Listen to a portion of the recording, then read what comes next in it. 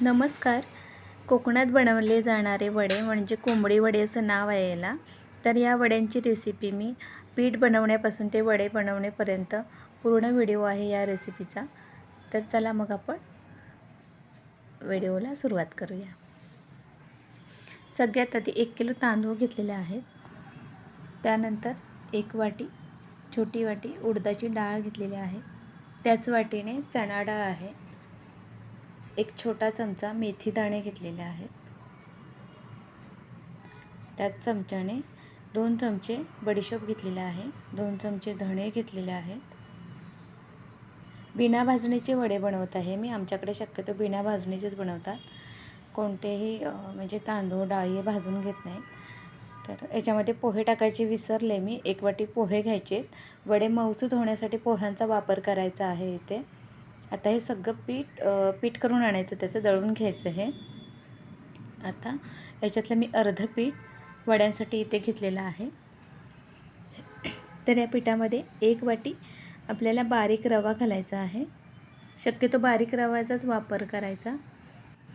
आपण जेव्हा हे पीठ तयार केलं त्याच्यामध्ये जर गहू घेतले असते, गव्हाचा वापर केलेला नाही म्हणून मी ते रवा घेतलेला आहे. त्यानंतर चवीपुरेसं मीठ घ्यायचं आहे आणि नंतर 1 कांदा मी मिक्सरला बारीक करून घेतलेला आहे. कांद्याने वड्यांची चव छान येते, त्याच्यामुळे कांदा बारीक करून घेतलेला आहे. याच्यामध्ये मिक्स करून घ्यायचं सगळं. त्यानंतर कोमट पाण्याने हे पीठ भिजवून घ्यायचं आहे. आपल्या हाताला सोसेल एवढं कोमट पाणी घ्यायचं आणि हे पीठ मळून घ्यायचं. आपण भाकरीचं पीठ भिजवतो त्यापेक्षा थोडं मऊसूत करायचं आहे. तर अशा प्रकारे याचा गोळा करून घेतलेला आहे आणि 4 ते 5 तासासाठी आपल्याला हे फर्मेंट करण्यासाठी ठेवायचं आहे. तर एका भांड्यामध्ये असं मी पीठ ठेवलेलं आहे.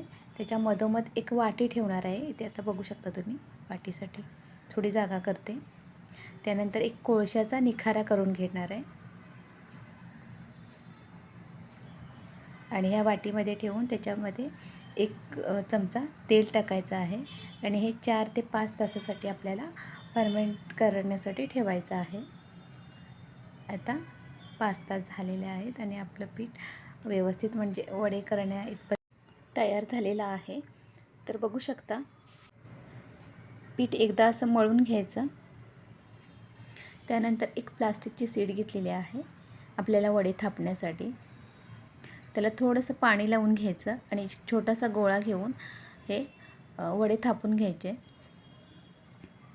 एकीकडे मी गॅसवरती तेल गरम करायला ठेवलेलं आहे. वड्याला होल पडायला विसरायचं नाही, ते विशेष आहे.